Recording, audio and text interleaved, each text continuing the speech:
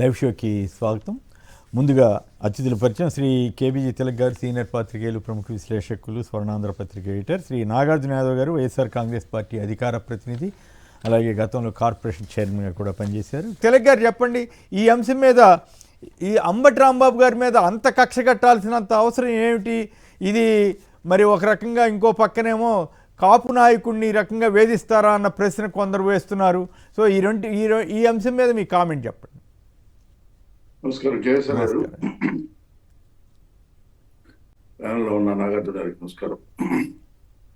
Sir, Ambati Rambabu గారు arrest తర్వాత జరిగిన పరిణామాలతో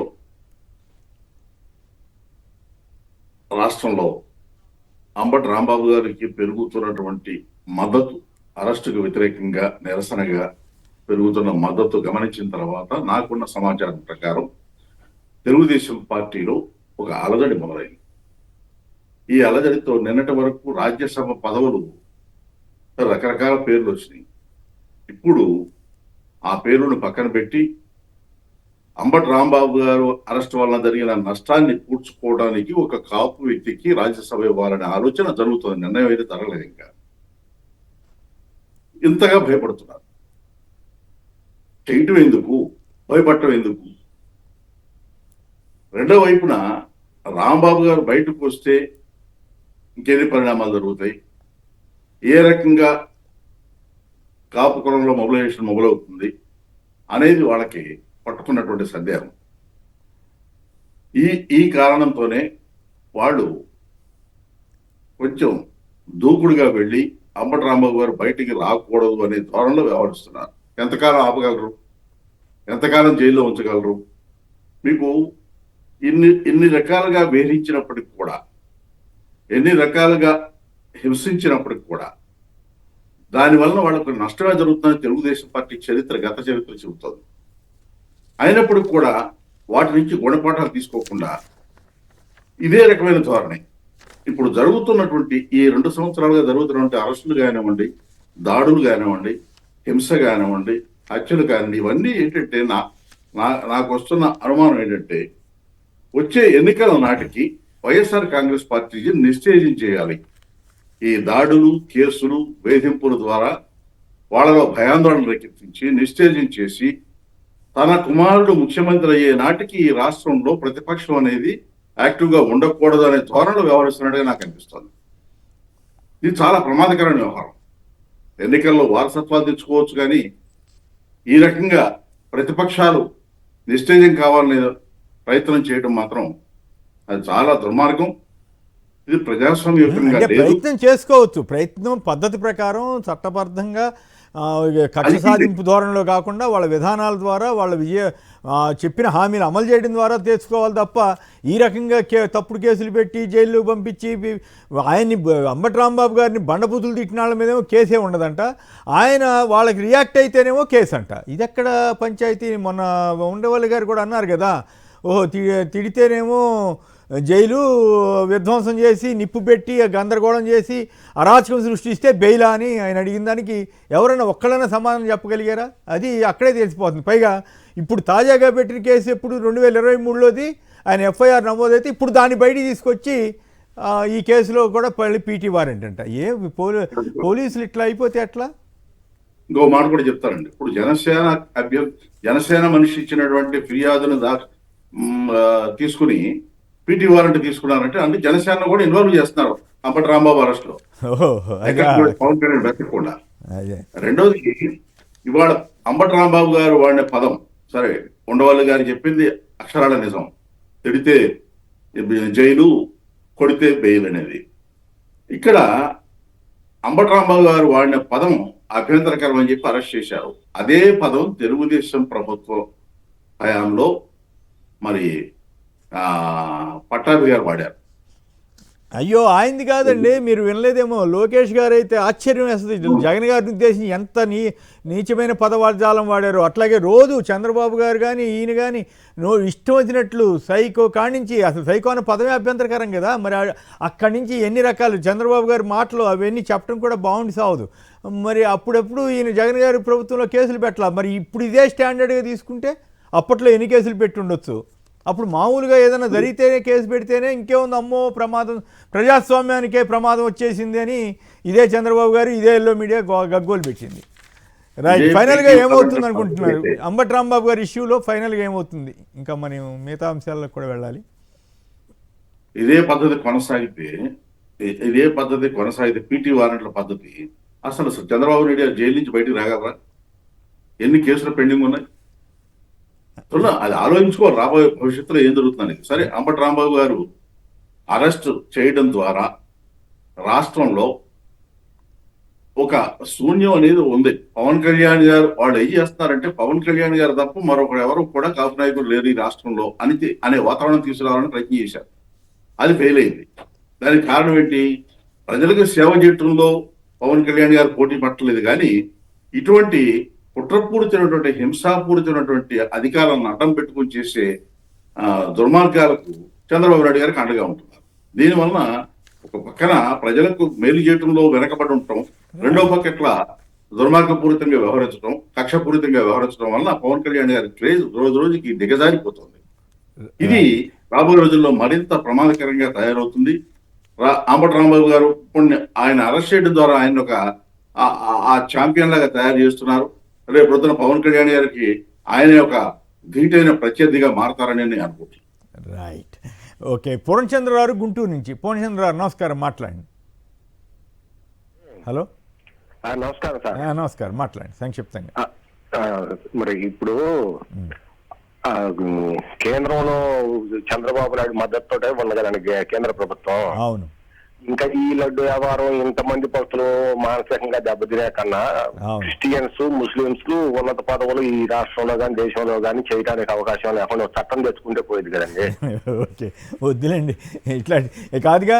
ఇదే చంద్రబాబు నాయుడు గారు 2009లో ఏం చెప్పారు? వైఎస్ రాజశేఖర గారు తీసుకొచ్చిన 7 కొండల జీవోని రద్దు చేసి అన్యమత ప్రచారానికి కూడా అవకాశం ఇస్తామని క్రిస్టియన్ సభలో చెప్పారు. ఆయన మాటలకి ఏముందండి, ఏం నడుస్తూనే ఉంటాయి కానీ. రైట్, ఇక నాగార్జున గారు చెప్పండి సంక్షిప్తంగా. అంబటి రాంబాబు గారి మీద వేధింపులు ఇంకా ఎంతకాలం కొనసాగిస్తారు? దీని ఎఫెక్టు వైసీపీ మీద లేదా కాపు సామాజిక వర్గం మీద ఏ రకంగా ఉంటుంది?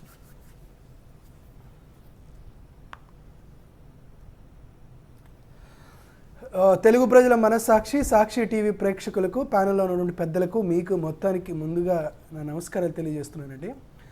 అంబటి రాంబాబు గారిని అరెస్టు చేయడం, ఆయన్ని అక్రమంగా జైలుకు పంపించడం, పీటీ వారెంట్లు చేయడం అనేది మేము మొదటి నుంచి అనుకుంటుందే. అంబటి రాంబాబు గారికి ఈవెన్ జైల్లో కూడా ఆయన భద్రతకి పైన మాకు అనుమానాలు ఉన్నాయి. దానిపైన కూడా మేము కోర్టులో కేసుకు వెళ్ళేటువంటి పరిస్థితి నెలకొంది. అంబటి రాంబాబు గారు మొన్న కేసుకు వచ్చినప్పుడు కూడా అక్కడ ఉన్నటువంటి చాలామంది, సార్ పీటీ వారెంట్లు 52 కేసులు అంటున్నారు, పీటీ వారెంట్లతో మిమ్మల్ని అన్ని జైలుకి తిప్పేయాలనేటువంటి ఆలోచనలో ఉన్నారు అని అంటే, I don't care, I will fight అని చెప్పారని వారి కుమార్తెలు వారు నాకు చెప్పినటువంటి వైనం కూడా నేను మీకు తెలియజేస్తున్నా. ఎట్టి పరిస్థితుల్లోనూ అరచేతితో ఒక సూర్యుడిని ఆపడం అనేది ఎలాంటి కష్టకాలమో, ఎలాగ ఇబ్బంది ఉంటుందో, అంబటి రాంబాబు గారిని కానీ, వైఎస్ఆర్ కాంగ్రెస్ పార్టీ శ్రేణులు కానీ, లేకపోతే ప్రజాస్వామ్యం కోసం నినాదించేటువంటి వ్యక్తులను కొని చేయడం కూడా అదేటువంటి సమస్య అవుతుంది. ఈరోజు మేము పస్ఫుటంగా చెప్పాల్సినటువంటి అంశం ఏంటంటే, అంబటి రాంబాబు గారి పైన మీరు ఇన్ని కేసులు పెట్టారు. అసలుకి ఆ ఇష్యూస్కి కారణమైనటువంటి అక్కడ ఫ్లెక్సీలు పెట్టేటువంటి వ్యక్తులపైన కానీ, అంబటి రాంబాబు గారిని దుర్భాషలాడేటువంటి వ్యక్తులపైన కానీ, లేకపోతే అంబటి రాంబాబు గారి ఇంటి మీదకి వచ్చి అత్యాయత్నం చేసి వారిపైన పెట్రోల్ బాంబులేసి వారి ఇంటికి నిప్పంటించి వాటి కార్లకు నిప్పంటించి వారిపైన ఉన్నటువంటి వారిపైన అసలు ఎందుకు కేసులు పెట్టలేదు? వారి గురించి ఎందుకు అలా ఆలోచన చేయలేదు? సో బాధితులపైనే కేసు పెట్టి వారినే వివిధ జిల్లాల్లో వివిధ కోర్టులకు తిప్పి ఊరికే సునకానందం పొందడానికి అంబటి రాంబాబు గారిని ఇబ్బంది పెట్టడమే కానీ ఆ వయసులో కూడా. కాబట్టి మేమందరం చాలా కరెక్ట్గా ఉన్నాం. ఇంకా ఎన్ని కష్టాలు పడినా, ఎన్ని ఇబ్బందులకు గురి చేసినా మేము వైఎస్ఆర్ కాంగ్రెస్ పార్టీ తరపున ప్రజా గొంతుగా వినపడడానికి, వారి ప్రశ్నల్ని ప్రభుత్వం దృష్టికి తీసుకురావడానికి మేము మొదటి నుంచి కూడా ముందుంటున్నాం. మరొకటి, కాపుల్లో ఉండేటువంటి అంశం అండి. నాకు తెలిసినంత వరకు మొట్టమొదటిసారి మా ఉమ్మడి గుంటూరు జిల్లాలో కాపుల పైన ఇటువంటి దాడి జరగడం నేను మొదటి నుంచి నేను చూడటం మొదట. గతంలో ఎప్పుడన్నా జరిగిందంటే నాకు తెలిసినంత వరకు జరగల. గతంలో కూడా రాయపాటి సాంబశివరావు కానీ, శ్రీనివాసరావు గారు కానీ, లేకపోతే అప్పుడు ఉన్నటువంటి జాగర్లమూడి జేకేసీ వారు కానీ ఎంతోమంది వివిధ కులాలకు సంబంధించినటువంటి వ్యక్తులు అందరూ కలిసిమెలిసి రాజకీయాలు వివిధ రాజకీయ పార్టీలు కాంగ్రెస్లో ఉన్నారు, తెలుగుదేశం పార్టీలో ఉన్నారు, సిపిఎం సిపిఐలో ఉన్నారు. కానీ ఎప్పుడూ కూడా ఒక ఇంటి మీదకు వెళ్ళి దాడులు చేసి ఒక వ్యూహాత్మకంగా ఒక పథకం ప్రకారం ఒక ప్రణాళిక రచించి వారి కుటుంబ సభ్యులను కూడా హతమార్చాలనేటువంటి సాధ్యంలో గుంటూరు జిల్లా చరిత్రలో ఏ రోజు కూడా జరగల. మా పల్నాడు లాంటి ప్రాంతాల్లో కొంత ఫ్యాక్షన్ రాజకీయాలు ఉన్నా కూడా ఎన్నికల సమయంలో అది కూడా ఎప్పుడు ఆ పోలింగ్ బూతుల దగ్గర అక్కడ దగ్గర జరిగేటువంటి అంశమే. కానీ ఇంట్లో ఆడవారిపైన దాడి చేయాలనేటువంటి నీచమైనటువంటి సంస్కృతి నారా లోకేష్ గారు డిఫాక్టో ముఖ్యమంత్రి అయిన తర్వాత మాత్రమే వచ్చింది. ఇది కేవలం నారా లోకేష్ గారే కనుసన్నల్లో ఆయనే కర్తగా, ఆయనే కర్మగా, ఆయనే క్రియగా జరిగినటువంటి చర్య. కానీ మరొకరు చేశారు. మిగతా వారందరూ డమ్మీ క్యాండిడేట్లు కాబట్టి వాడి గురించి పెద్దగా మాట్లాడాల్సిన అవసరం లేదు. కాబట్టి ఇటువంటి కొత్త విష సంస్కృతికి, విష రాజకీయాలకు బీజం వాటిల్లడంతో అసలు గుంటూరు జిల్లా రాజకీయాలు ఏ విధంగా ముందుకు పోతాయి అనేటువంటి అంశం తెలుస్తుంది. కాబట్టి నిజంగా కాపుకు సంబంధించి అంబటి రాంబాబు గారు మొదటి నుంచి కూడా సీనియర్ లీడర్ కాబట్టి వివిధ ప్రాంతాల నుండి రాయలసీమ నుంచి కానీ, కోనసీమ జిల్లా నుంచి కానీ, విశాఖపట్నం నుంచి కానీ, రాజమండ్రి నుంచి ఎంతోమంది వారి కుటుంబ సభ్యులు పలకరించడానికి కాపు నాయకులు కూడా వస్తున్నారు. కాబట్టి అన్ని కులాల్లో కూడా రాంబాబు గారి పైన దాడి చేయడం అనేది మంచి పద్ధతి కాదనేటువంటి స్పష్టంగా అన్ని కులాల వైపు నుంచి కూడా, సమాజం వైపు నుంచి కూడా రాంబాబు గారి పైన, ఆయన పైన ఆ జాలి కలిగేటట్లాగా, సానుభూతి కలిగేలాగా ఆంధ్రప్రదేశ్ రాష్ట్రంలో ఉందనే విషయాన్ని మాత్రం తెలియజేస్తున్నా. రైట్. దొడ్డిదారిన సర్కార్ కక్ష సాధింపు, సచివాలయ ఉద్యోగులకు మరుగుదొడ్ల డ్యూటీ, ఇది ఎక్కడ గొడవ అండి? తిలక్ గారిది ఇదేంటి ఈ రకమైన పరిస్థితి ఆంధ్రప్రదేశ్లో ఎందుకు వెళ్తా ఉంది? శివరాత్రి పేరుతో పిండ ప్రదానాలు, టాయిలెట్ల వద్ద విధులు నిర్వహించాలని తెల్లవారుజాము నుంచి 4 నుంచి రాత్రి 11 గంటల వరకు అని చెప్తున్నారంట ఆగ్రహం వ్యక్తం చేస్తున్న ఉద్యోగ సంఘాలు. ఈ సచివాలయ ఉద్యోగుల మీద ఎంత కోపం ఉంటే మాత్రం ఈ రకంగా వాళ్ళని ఇబ్బంది పెట్టడం కరెక్టేనంటారా? సచివాలయ ఉద్యోగులను కొనసాగించడం అనేది చంద్రబాబు నాయుడుకి ఇష్టం లేని అధికారంలోకి వచ్చినప్పటి నుంచి కూడా పదే వార్తలు వస్తూనే ఉన్నాయి. వాళ్ళ ప్రకటనలు కూడా చేస్తున్నారు. అయితే గత్యంతరంలో కొనసాగిస్తున్నారు. వాళ్ళని ఏదో రకంగా వేధించి బయటికి పంపాలి, వాళ్ళందరూ వాళ్ళే ఉద్యోగం వదిలేసిపోవాలి. ఆ రకమైన ధోరణుల వలన వాళ్ళు ఆ వ్యవస్థ అనేది లేకుండా పోతుంది అనేది వాళ్ళ కుట్రని నాకున్న అనుమానం. ఆ ధోరణిలోనే ఆ రూట్లోనే వాళ్ళు వెళ్తున్నారని నేను అనుకుంటున్నాను. అయితే మాత్రం ఎంత దిక్కుమాలితనంగా పాపం వాళ్ళకి ఆ ఉద్యోగం అప్పచెప్పి మొదట ఆ ఉద్యోగాన్ని సెలెక్ట్ అయితే అది వేరే విషయం. కానీ వాళ్ళు ఏదో వేరే ఉద్యోగాలు సెలెక్ట్ అయ్యి ఈ చేయాలని చెప్తే గతంలో టీచర్లకి, స్కూళ్ళకి సంబంధించినటువంటి వాళ్ళ టాయిలెట్స్ విషయంలోనే జాగ్రత్త తీసుకోండి అంటేనే అమ్మో ఇంత ఘోరం అని చెప్పిన వాళ్ళు ఇప్పుడు మరి ఎట్లా చేస్తున్నారనేదే ఇక్కడ కేసీఆర్ ఒక మాట చెప్తాను. చంద్రబాబు నాయుడు గారికి దేవుడు అంటే భక్తి లేదు, భయం లేదు, ప్రజలంటే దయ లేదు, జాలి లేదు, ఉద్యోగులంటే ఏమాత్రం అభిమానం లేదు. అందువల్ల ఆయన చర్యలన్నీ కూడా ఇలాగే ఉంటాయనేది అందరికీ అర్థమైన విషయం. గతంలో కూడా మళ్ళీ అదే రుజువు చేస్తారని నేను. రైట్. నాగార్జున గారు చెప్పండి, పాలే కల్తీగా సప్లై అవుతున్నాయి అంట కుప్పం నుంచి, మరి అప్పుడు నెయ్యి ఇవన్నీ ఎక్కడి నుంచి వస్తాయి, ఎట్లా సాధ్యం అవుతాయి? సార్, చంద్రబాబు నాయుడు గారి పరిపాలనలో అన్నీ పూర్తిగా కల్తీ అయిపోయినాయి సార్. ఇది కల్తీ ప్రభుత్వం, ఇది కల్తీ పరిపాలన, ఇది కల్తీ, అన్నీ కల్తీలే కార్యక్రమం, అన్నీ కల్తీకి సంబంధించిన అంశాలే. ఒకటి మనం మాట్లాడుతూ ఉంటే ఈ కార్యక్రమం, ఈ ప్రభుత్వంలో ప్రతిదీ డిబేట్ చేయడానికి, ప్రతిదీ ఇబ్బందులు గురి చేయడానికి, వారికి సంబంధించినటువంటి అంశాలు మనం మాట్లాడుతూ ఉంటే పక్కదారి పట్టించడానికి జరుగుతుంది. ఈరోజు వస్తున్నటువంటి వార్త ఏంది? కుప్పం నుంచి వివిధ రాష్ట్రాలకు గంజాయి సరఫరా అవుతుంది అనేటువంటి విషయాలు కూడా మనం వార్తలు చూసాం. ఆ తరువాత కుప్పం నుంచి వెళ్తున్నటువంటి కూరగాయలకు సంబంధించిన విషయాలు కానీ, లేకపోతే ఇప్పుడు వెళ్తున్నటువంటి పాలకు సంబంధించిన విషయాల్లో కానీ ప్రతిదీ కల్తీ అవుతున్నటువంటి కార్యక్రమం మనం చూస్తున్నాం. నేరుగా ఈ పాల కల్తీకి వ్యవహారానికి సంబంధించి తెలుగుదేశం పార్టీలో క్రియాశీలకంగా పనిచేస్తూ ఇప్పుడు ప్రభుత్వంలో కీలక బాధ్యతలు చేస్తున్నటువంటి ఒక మహిళా ప్రజాప్రతినిధి యొక్క భర్త ఈరోజు కర్ణాటకలో ఈ కల్తీ పాల వ్యవహారంలో ఉన్నారనే విషయాన్ని మనకు స్పష్టంగా కనపడుతుంది. దీంతోపాటు మీకు ఒక విషయాన్ని మీ ముందుకు తీసుకురావాలనుకుంటున్నాను సార్. గతంలో ఇదే షోలో మాట్లాడుతూ అయా తెలుగుదేశం పార్టీకి సంబంధించినటువంటి బిఆర్ నాయుడు టీటీడీ చైర్మన్గా ఉన్నాడు, టీటీడీ చైర్మన్గా ఉన్నటువంటి ఆయన ఒక నెయ్యి కుంభకోణం చేస్తున్నాడు అని అంటే, నా పైన ఆ టీటీడీ ఆయనకు సంబంధించినటువంటి ఈ టీవీ ఛానల్, మీడియా ఛానల్లో కూడా ఒక పెద్ద దుష్ప్రచారం చేసి ఆధారాలు ఉన్నాయా అన్నారు. సో ఈ కల్తీ వ్యవహారం ఉంది కాబట్టి ఆ కల్తీ విషయాన్ని కూడా మీ అందరికీ ఒకసారి తెలియజేయదలుచుకుంటున్నా. జగన్మోహన్ రెడ్డి గారు ముఖ్యమంత్రిగా దిగిపోయిన తర్వాత టీటీడీ బోర్డు చైర్మన్గా బిఆర్ నాయుడు గారు వచ్చిన తర్వాత ఒక కొత్త సంప్రదాయం తీసుకొచ్చారు సార్. ఏముందంటే నందిని నెయ్యి చాలా మంచిది, నందిని నెయ్యి వ్యవహారమే, నందిని నెయ్యి వాడితేనే లడ్డు చాలా బాగుంటుందని ఒక టెండర్ తీసుకొచ్చారు సార్. ఇది ఆ టెండర్కి సంబంధించిన విషయం. ఈ టెండర్ తీసుకొచ్చి ఈ టెండర్ ప్రకారం నందిని నెయ్యి అంటే కర్ణాటక కోఆపరేటివ్ మిల్క్ ప్రొడ్యూసర్స్కి 2024 ఆగస్టు 28 నుంచి నందిని నెయ్యిని తయారు చేస్తూ లడ్డూల్లో వాడడం మొదలుపెట్టారు. ఆ టెండరు నందిని వాళ్ళకి వచ్చింది. దానికి సంబంధించినటువంటి టెండర్ డాక్యుమెంట్స్ ఇవి, దానికి సంబంధించిన ఆర్డర్ కాపీ ఇది. నందిని నెయ్యి రాగానే దానికి సంబంధించిన వివరాలు, ఇదిగో ట్యాంక్ ఇలా వచ్చింది, దానికి బాగా బ్రహ్మాండంగా పూజ గీజ చేసి చూపించారు. తిరుమల ప్రసాదంకి నందిని నెయ్యి గతంలో లేకుండా ఈనాడులో రాపిచ్చారు. తర్వాత తిరుమల లడ్డూకి మళ్ళీ నందిని సువాసన, మళ్ళీ ఈటీవీ భారత్లో మళ్ళీ రాపిచ్చారు. మళ్ళీ ఏబిఎన్ ఆంధ్రజ్యోతిలో తిరుమలకు మళ్ళీ నందిని నెయ్యి ఇది చూపించారు.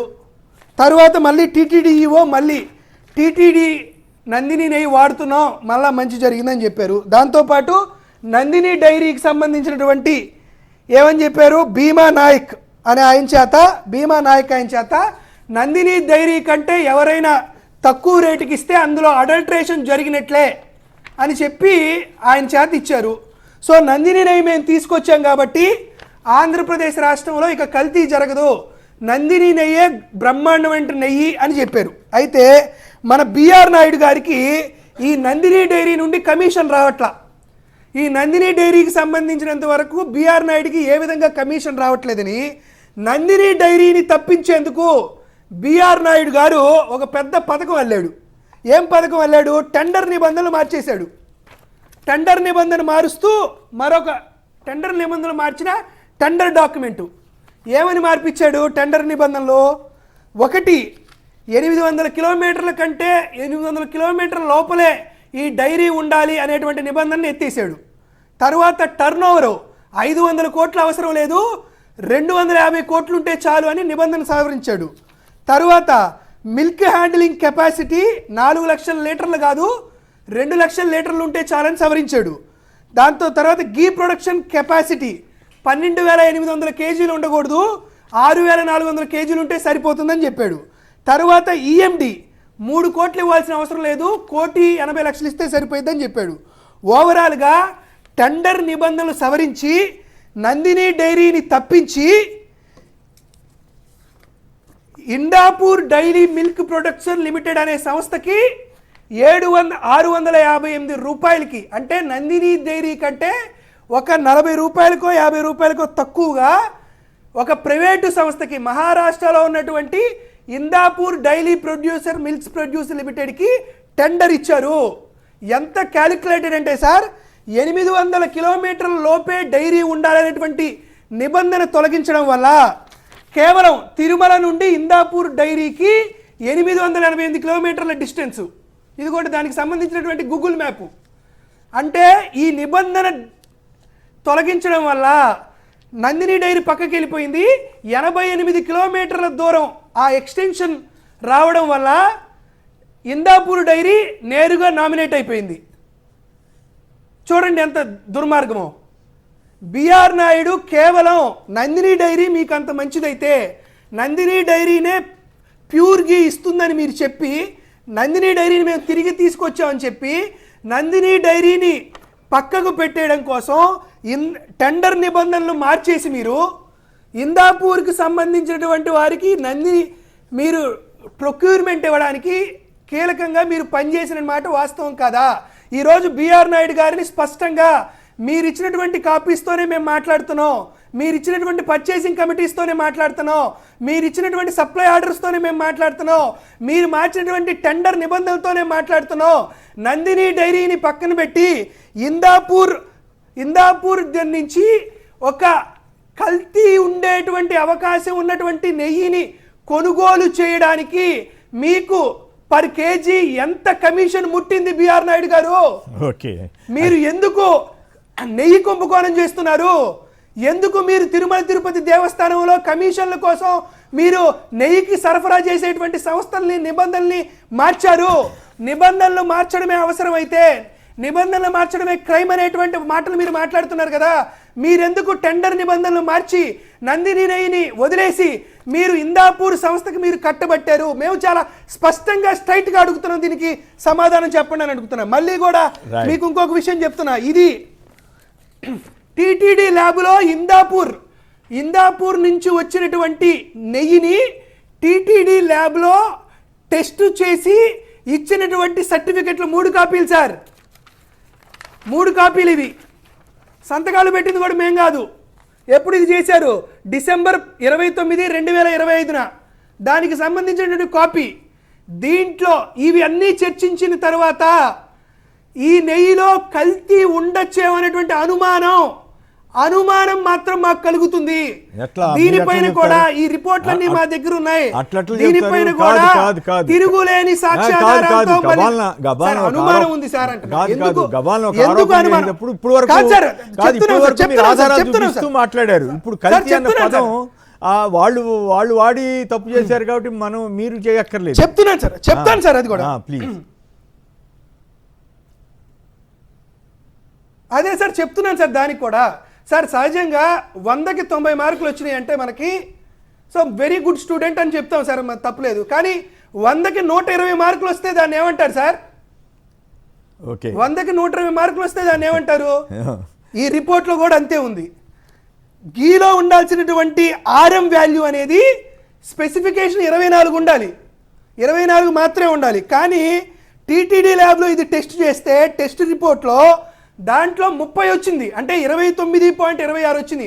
అంటే ఉండవలసినటువంటి వాల్యూ కంటే ఎక్కువ ఉన్నాయి. ఏందయ్యా ఇది అని మనకు సంబంధించినటువంటి వ్యక్తులతో మనం మాట్లాడితే ఆర్ఎం వాల్యూని ఇంక్రీజ్ చేయడం వల్ల, ఆర్ఎం వాల్యూని ఇంక్రీజ్ చేస్తే దీంట్లో ఏదన్నా అడల్టరేషన్ జరిగినా కూడా అది కనిపెట్టకుండా ఉండడానికి కొన్ని సంస్థలు ఆర్ఎం వాల్యూని పెంచేందుకు కొన్ని రకాలైనటువంటి టెస్టులు ప్రయోగాలు చేస్తారు అనేది ఒక అనుమానం. కాబట్టి అది కూడా అనుమానం అనే చెప్తున్నాం. ఆర్ఎం వాల్యూ అనేది 24 నుంచి 24 ఉండాల్సింది 29.26 ఉందని. కాబట్టి ఈ రోజు కూడా మళ్ళీ చెప్తున్నాం, బిఆర్ నాయుడు గారు మీరు తిరుమల తిరుపతి దేవస్థానంలో కమిషన్లు వసూలు చేస్తూ నెయ్యి కుంభకోణానికి పోరాడుతున్నారు, నెయ్యి కుంభకోణం చేస్తున్నారు. మీరు టికెట్లు అమ్ముకునేటువంటి దిగజారిన స్థాయికి టీటీడీ చైర్మన్ గా మీరు ప్రవర్తిస్తున్నారు. మీరు చేసినటువంటి పాపాన్ని వెంకటేశ్వర స్వామి ఎట్టి పరిస్థితుల్లోనూ మిమ్మల్ని వదిలిపెట్టడు. మా ప్రభుత్వం అధికారంలోకి వచ్చిన తర్వాత బిఆర్ నాయుడు గారు మీ పైన ఖచ్చితంగా విచారణ చేస్తాం.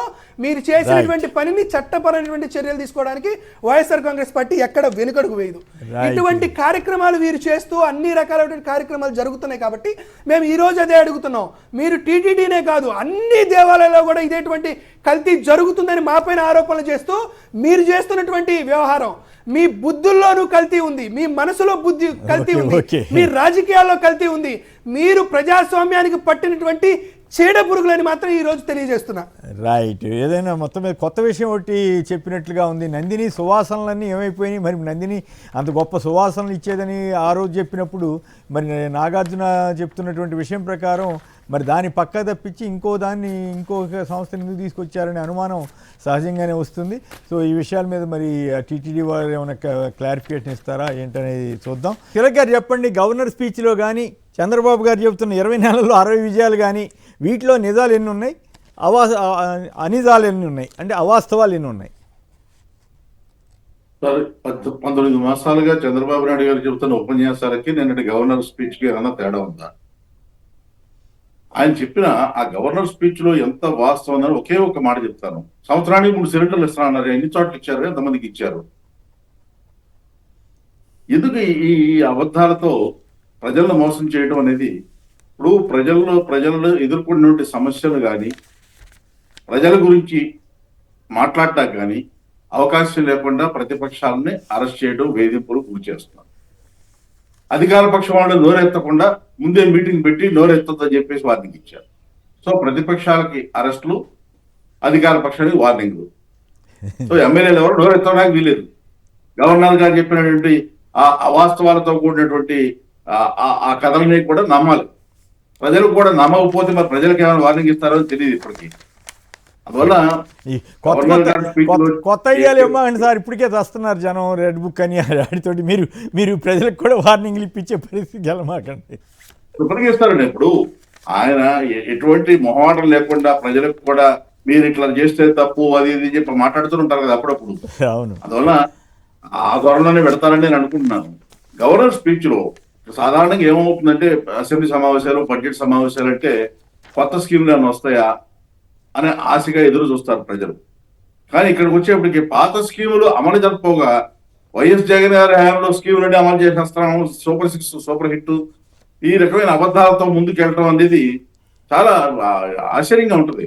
తర్వాత రాష్ట్రాన్ని అధోగతి పాలు చేస్తూ రాబోయే రోజుల్లో ఇప్పుడు ఇంతకు ముందే హిమాచల్ ప్రదేశ్ దివాళా పరిస్థితికి వచ్చేది కొన్ని వార్తలు వచ్చినాయి 2 నెలల క్రితం. రాబోయే రోజుల్లో ఆంధ్రప్రదేశ్ ఆ పరిస్థితికి వెళ్తుందా? నిన్నే కదా మొన్న పార్లమెంట్ లో చెప్పారు కదా, ఈ అప్పుల వ్యవహారంలో టాప్ లో ఉంది ఆంధ్రప్రదేశ్ అనేది, 6th ప్లేస్కి వచ్చింది అనేది. అందువల్ల ఏం చేయబోతున్నారు ఆంధ్రప్రదేశ్ ని? వాడి ఉద్దేశం ఏంటి అసలు? వ్యవసాయ రంగాన్ని భ్రష్టుపట్టించారు, సంక్షేమాన్ని భ్రష్టుపట్టించారు, ఉద్యోగాన్ని ఇబ్బంది పెడుతున్నారు. ఏం చేయబోతున్నారు అసలు? ఈ రాష్ట్రాన్ని ఎటు తీసుకెళ్తున్నారు?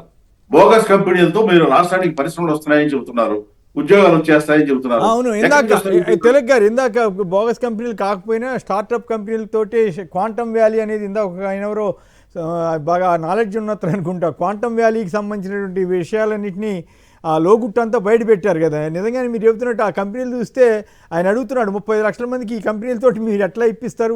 2-3 ఉన్న ఉద్యోగస్తులు ఉన్నాయి, పెద్ద కంపెనీలు అట.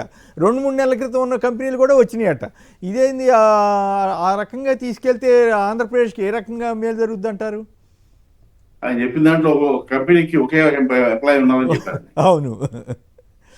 అలా అబద్ధాలు చెప్పి ఈ కంపెనీలు వచ్చేస్తాయని చెప్పేసి ఇవన్నీ కూడా అనుమానం వస్తుంది. బినామీ కంపెనీ అంటే వీళ్ళకి ల్యాండ్ అలాట్ చేసి ముందు వాళ్ళ ప్రయోజనం చేకూర్చడం, ఈ రకమైన ధోరణిలో పైగా కొత్తగా ఒక కాన్సెప్ట్ పెట్టారు కదా వైజాగ్ లో. వాళ్ళ పెట్టుబడులు కొంత ఇవ్వడం, ప్రభుత్వమే ఇవ్వడం, ఇది ఒక కొత్త కాన్సెప్ట్. గవర్నమెంట్ సొమ్ము ప్రైవేట్ వాళ్ళకి పంచిపెట్టడం. అందువల్ల ప్రజలకు మేలు చేస్తామనే మాట ఎక్కడ గవర్నర్ స్పీచ్ లో ఉన్నట్టుగా నాకు అనిపించడం లేదండి. రైతులు ఇంత ఇబ్బంది పడుతుంటే మీ పరిపాలనలో గిట్టుబాటు ధరలు లేక, పెట్టుబడి ఏం లేక వాళ్ళు నానా ఇబ్బందులు పడుతుంటే వాళ్ళ గురించి ఒక్క మాట ఏమైనా ఉందండి అసలు? మీకు ఇది చేస్తాము, ఇదిగో లాస్ట్ ఇయర్ 2 సంవత్సరాలు జరిగింది, రాబోయే రోజుల్లో ఇది చేస్తాం, గిట్టుబాటు ధరలు వచ్చేది చేస్తాం, ఏమన్నా? అది కాదు. నిత్యావసర వస్తువుల ధరలు ఎంత పెరుగుతున్నాయి, కూరగాయల ధరలు ఎంత పెరుగుతున్నాయి, టమాటాలు 6 రోజుల నుంచి రోడ్ల మీద పారబోస్తున్నారు, కిలో 4 రూపాయలు 3 రూపాయలు అమ్ముతున్నారు. ఏమీ పట్టించుకోకుండా ఏదో కాకమ్మ కబుర్లు, ఎంతసేపు క్వాంటమ్ వ్యాలీ, ఆకాశం నుంచి కింద దింపేస్తాను, ఏమిటి ఈ మాయ మాటలతో ప్రజలు కడుపు నిండుతుందా? రైతులు గట్టెక్కుతారా? రాష్ట్రంలో వ్యవసాయం నాశనం అయితే మీరు పెట్టే ఈ క్వాంటమ్ వ్యాలీతో కడుపు నిండిద్దా? ఆహారం వచ్చేసి ఆహార ఉత్పత్తులు పెరిగిపోతాయా? ఏమి బాధ్యత లేకుండా ప్రజలను మోసం చేయటం, తెలుగుదేశం అధికార పార్టీ ఎమ్మెల్యేలను, కూటమి ఎమ్మెల్యేలను బెదిరించడం, ఎవరు మాట్లాడడానికి లేదని. అదేమంటే పవన్ కళ్యాణ్ గారు కొత్త మంత్రం కనిపెట్టారు, 15 ఏళ్ళు మనమే ఉండాలి కాబట్టి. నువ్వు కూటమి 15 ఏళ్ళు ఉన్నా ప్రజల్లో అభిమానం ఉంటేనే ఓట్లు వస్తాయి తప్ప కూటమి కలిసి ఉన్నంత మాత్రం ఓట్లు వస్తాయని పవన్ కళ్యాణ్ అనుకుంటే అంతకంటే భ్రమ మరి ఇంకోటి ఉండదని నేను అనుకుంటాను. రైట్. మోహన్ రెడ్డి గారు నెల్లూరు నుంచి. మోహన్ రెడ్డి గారు నమస్కారం, మాట్లాడండి. గారు నేను 72 సంవత్సరాలు నాకు. చెప్పండి. ఇంతవరకు ఇట్లాంటి ప్రభుత్వాన్ని వస్తుందో నేను చూడలే. సూపర్ 6 ఏమో కానీ సూపర్ 8 అమలు చేస్తున్నారు. అదేంటి? అదేంటంటే అబద్ధాలు, అవినీతి, అక్రమార్జన, అరెస్టులు, అరాచకాలు, అత్యాచారాలు, ఆర్భాటాలు, ఆశ్రిత పక్షపాతం ఈ మాత్రం ఖచ్చితంగా అమలు అవుతుంది. రాష్ట్ర సహా చెప్పారు మీరు. అవును, మొత్తం పరిస్థితి అది. దీని మీద ఎవరు చేసిన ప్రజలు మాత్రం చాలా ఇబ్బంది పడుతూ ఉన్నారు. కరెక్టే. అంటే వాస్తవ పరిస్థితులకు విరుద్ధంగా మాట్లాడుతున్నారు. అన్నదాత సుఖీభవ కింద రెండు విడతల్లో వేసేసారంట. మొత్తం ఎంత వేస్తామన్నారు, ఎంత వేసామని చెప్పట్లా. అవన్నీ చూసుకోవాలంటే మళ్ళీ మన సాక్షి చూసుకోవాలి. వాళ్ళు శుభ్రంగా రాశారు 1,50,000 కోట్ల మేరకు మోసం చేశారని చెప్పి మొత్తం లెక్క కట్టారు. మరి చంద్రబాబు గారు దాని మీద వివరణ ఇచ్చే పరిస్థితి ఉంటే బాగుంటుంది. అప్పుడు మీలాంటి వాళ్ళు నిజానికి మీకు ఆ ఆలోచన వచ్చే పరిస్థితి క్రియేట్ చేశారంటేనే చంద్రబాబు గారు ప్రభుత్వం ఎంతగా ఫెయిల్ అయిందో మనం అర్థం చేసుకోవచ్చు. మోహన్ రెడ్డి గారు, థ్యాంక్ యూ వెరీ మచ్. ఇక నాగార్జున గారు చెప్పండి, 20 నెలల్లో 60 విజయాలట, ప్రగతి వైపు పరుగులు తీస్తోందట. మొదటిదేమో చంద్రబాబు గారి స్పీచ్, రెండోదేమో గవర్నర్ గారి స్పీచ్, మూడోదేమో పవన్ కళ్యాణ్ గారు 15 ఏళ్ల పాత పాట. ఈ మూటి మీద మీ కామెంట్. సార్, పవన్ కళ్యాణ్ గారు 25 ఏళ్ళు ఉంటారా, 30 ఏళ్ళు ఉంటారా, లేకపోతే పూర్తిగా తన జీవితాంతం చంద్రబాబు నాయుడు గారికి ఎన్టీఆర్ ట్రస్ట్ భవన్కి వారు ఏదన్నా కాంట్రాక్ట్ పెట్టుకొని ఉంటారా అనేది వారికి సంబంధించిన విషయం. మీకు ఎందుకు అంత అభద్రతా భావం అనేది మేము ముందు ప్రశ్నిస్తాం. మిమ్మల్ని ఎవరన్నా అడిగారా? మీరు ఎన్ని రోజులు కలిసి ఉంటారు సార్, ఎవరితో కలిసి ఉంటారు సార్, ఎప్పటిదాకా కలిసి ఉంటారు సార్, మిమ్మల్ని ఎవరు అడగలేదు కదా. వారం రోజులకు ఒకసారి వచ్చి మేము 15 ఏళ్ళు కలిసి ఉంటాం, మిమ్మల్ని ఎవరు అడిగారు? మీ అభద్రతా భావం ఏంది? మేము కలిసి లేకపోతే ఏదో జరిగిపోయిద్దని ఎందుకు బాధపడుతున్నారు, ఎందుకు భయపడుతున్నారు? మిమ్మల్ని ఎవరు అడగట్లేదు కదా. ఎందుకు ప్రతిసారి మీ పాతివ్రత్యాన్ని మీరు నిరూపించుకుంటున్నారు? మీరు ఎవరిని బెదిరిస్తున్నారు అనేది మాకు అర్థం కావట్లా. మీరు పూర్తిగా ఆయన ఉండండి, ఒక్కొక్కరిని విడివిడిగా ఓడించేటువంటి అంత టైం మాకు లేదు. అందుకే కలిసారండి, అందరిని కలిసే ఓడిస్తాం. దానికి సంబంధించిన విషయం వేరు. ఎందుకు చంద్రబాబు నాయుడు గారిని ఏమన్నా బెదిరిస్తున్నాడేమో ఆ మాట చెప్పకపోతే. సరే, రెండో విషయం, ఇంకోటి మీకు ఒక మంచి వార్త చెప్పాలి సార్. మీరు సచివాలయ ఉద్యోగుల గురించి మాట్లాడుకున్నారు కాబట్టి నగేష్ వి అని ఒక అతను, నగేష్ వి అని అతను ట్విట్టర్లో బాగా యాక్టివ్గా ఉంటాడు. వారి కజిన్ ఎవరో సచివాలయ ఉద్యోగాలుగా పనిచేస్తూ ఉంటాడు. ఇతను ఒక సమాచారాన్ని సోషల్ మీడియాలో పెట్టాడు.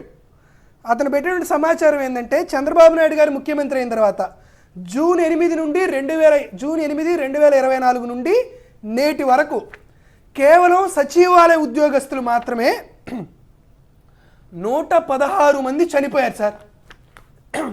116 మంది. చాలామంది వర్క్ ప్రెషర్కి చనిపోయారు, హార్ట్ అటాక్ వచ్చి చనిపోయారు. Work pressure. అందరూ 40 ఏళ్లలో పిల్లోళ్ళే. వారి డిసిగ్నేషను, వారి మండలం, వాళ్ళ డిస్టిక్, వాళ్ళ డెత్ డేటు. కొంతమందికి వాలంటీర్ వ్యవస్థను తీసేసి ఆ వాలంటీర్ల యొక్క బాధ్యతని సచివాలయ ఉద్యోగస్తులకు ఇవ్వడంతో ఒక్కొక్కరికి 800 కుటుంబాలని వారికి అలాట్ చేసి వారిని పంపించమని అర్ధరాత్రి పూట 7ంటికి 8ంటికి బైక్ మీద వెళ్తా పనిచేసి వస్తూ యాక్సిడెంట్ అయినటువంటి సందర్భాలు, కాజ్ ఆఫ్ డెత్ అనేది కూడా రాస్తా. కొంతమందికి సైక్లోన్లో డ్యూటీ వేస్తే ఆ సైక్లోన్కి వెళ్ళి చచ్చిపోవడం, సూసైడ్ ఫర్ రీసర్వే ప్రెజర్ వల్ల చచ్చిపోయారని, దానికి సంబంధించినటువంటి వ్యవహారాలన్నీ, ఏది నార్మల్ డెత్, ఏది వర్క్ ప్రెషర్ వల్ల డెత్, ఏది వర్క్లో ఉన్నటువంటి డెత్, ఏది హార్ట్ స్ట్రోకు. అసలు 40 ఏళ్లలోపు ఉండేటువంటి పిల్లలకి ఎందుకంటే హార్ట్ స్ట్రోక్ వచ్చింది, ఎందుకు వారికి అన్నటువంటి వర్క్ ప్రెషర్ పెడుతున్నారు?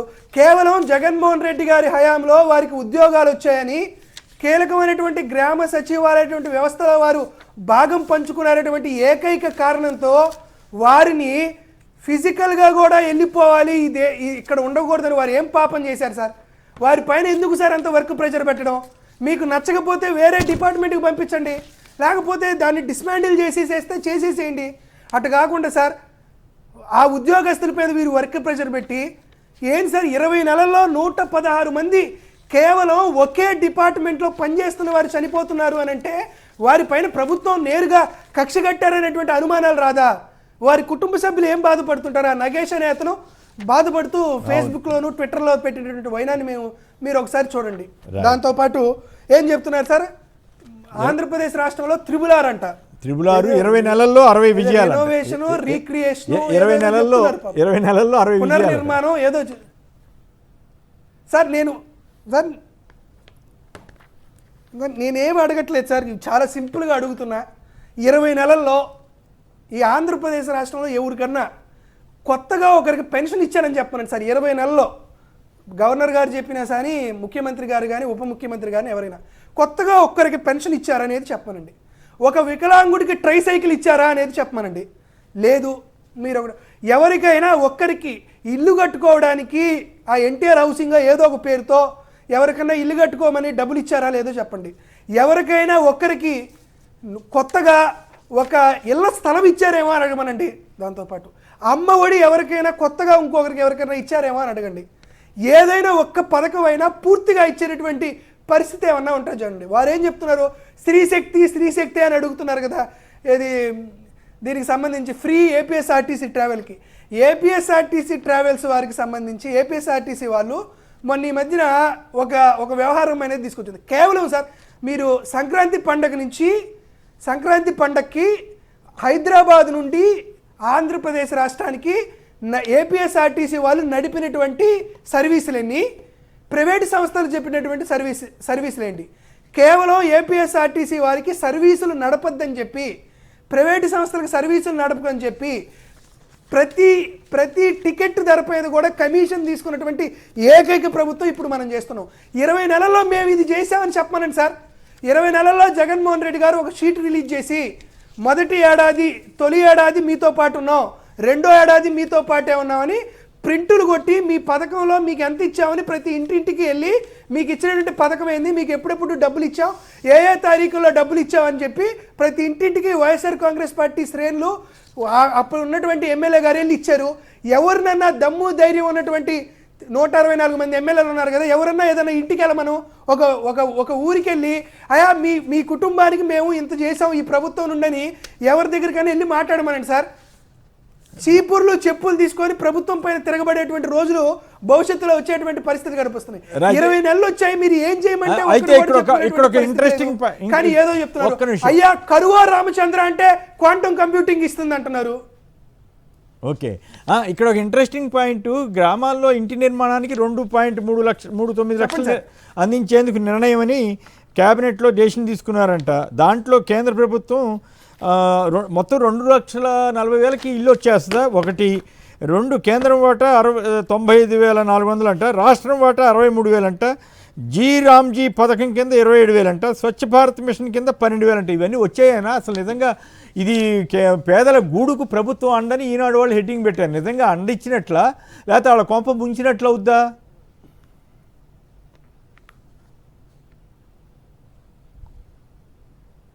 సార్ 20 నెలల తర్వాత ఇప్పుడు క్యాబినెట్లో నిర్ణయం తీసుకున్నారా వారికి ఇవ్వాలని? బట్ ఇటు 20 నెలలు ఎవరు ఇవ్వాలా? అసలు జగన్మోహన్ రెడ్డి గారు వాళ్ళందరికీ 2 సెంట్ల స్థలం, 1.5 సెంట్ స్థలం రూరల్ ప్రాంతాల్లో, అర్బన్ ప్రాంతాల్లో ఇస్తే ఏం చెప్పారు సార్? మా ఇంటి బాత్రూమ్ అంత కూడా ఉండదు ఇది అన్నారు కదా.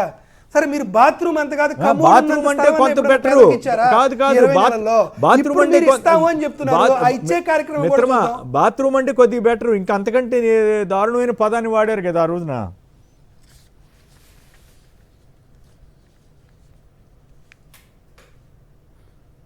అవును సార్, మేము అడుగుతుంది ఏంటంటే ఈరోజు కూడా సార్ మీరు కేంద్ర ప్రభుత్వంలో ఉన్నారు, నాకు తెలిసి రేపు 14వ తేదీనో ఎప్పుడో బడ్జెట్ పెడతా అంటున్నారు. మీ బడ్జెట్ ఇది మీరు పెట్టేటువంటి మూడో బడ్జెట్, మీ 3వ బడ్జెట్తో మీ బతుకు బస్టాండ్ అయిపోతుంది, కుప్పం బస్టాండ్ అయిపోతుంది. మీరేం టెన్షన్ పడద్దు. కేంద్ర ప్రభుత్వం నుంచి మీరు ఎంత తీసుకొని వచ్చారో మీకు తెలిసిపోతుంది. ప్రతిదీ కూడా point to point Jaganmohan Reddy గారు మంచి ప్రెస్ కాన్ఫరెన్స్ పెడతాడు. మీరు ఎప్పుడెప్పుడు పథకాలు ఇస్తున్నారు?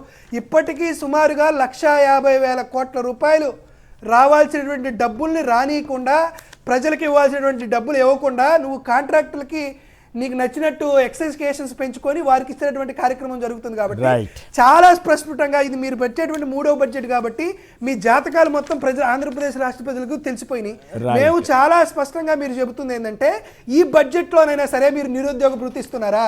ఈ బడ్జెట్ అయినా ప్రతి ఒక్కరికి 1,500 నిధులు ఇస్తున్నారు, 1,500 రూపాయలు నెలకిచ్చేటువంటి కార్యక్రమం చేస్తున్నారా? ఇట్లా వీటికి సంబంధించిన వివరాల విషయంలో కూడా మీరు ఎప్పుడు కూడా భయపడుతూ ఉన్నారు, వెనకపడుతూ ఉన్నారు. కాబట్టి మీ రోజులు దగ్గర పడ్డాయనేటువంటి విషయాన్ని మాత్రం తెలియజేస్తున్నారు. టీడీపీ గూండాల దాడులను ధీటుగా ఎదుర్కొందాం, వ్యవస్థలను దిగదార్చేలా పోలీసుల తీరు ఉందని బాపట్ల జిల్లా కేఎన్పల్లి గ్రామస్తులకు వైఎస్ జగన్ భరోసా ఇచ్చారు. ఆయనపై జరిగిన టీడీపీ గుండాల దాడి నేపథ్యంలో వాళ్ళు వచ్చి కలిశారు. శాంతి భద్రతలను కాపాడండి, అసెంబ్లీలో గవర్నర్ ఎదుట నినదించిన వైఎస్ఆర్ కాంగ్రెస్ పార్టీ. గ్రూప్ 1 మూల్యాంకనంలో సిట్ వేశారట. చుక్ రైలు రాదండి అంటే ఏపీలో ఏ హామీలు ఇచ్చారు, ఏమి రాలేదన్నది కూడా ఇచ్చారు. ఇంకో ఇంట్రెస్టింగ్ విషయం ఏంటంటే మొన్నటిదాకా ప్రతి కుటుంబంలోనూ ఒక పారిశ్రామికవేత్త అన్నారు. ఇప్పుడేమో ప్రతి కుటుంబం నుంచి కూడా ఒకరికైనా సరే AI section artificial intelligence section ఇస్తారట, ఇవ్వాలని మంత్రి మండలి ఆమోదం తెలిపిందట. మరి పరిశ్రమ బదులు ఏఐ వచ్చిందా లేకపోతే రెండు ఇస్తారా?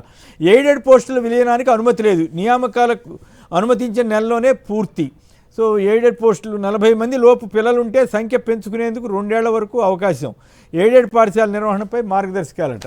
తర్వాత మంత్రులు సాయంత్రం వరకు అందుబాటులో ఉండాలి. అమరావతిలో health city, education city, Jal Jeevan మిషన్కి 12,000 కోట్లట.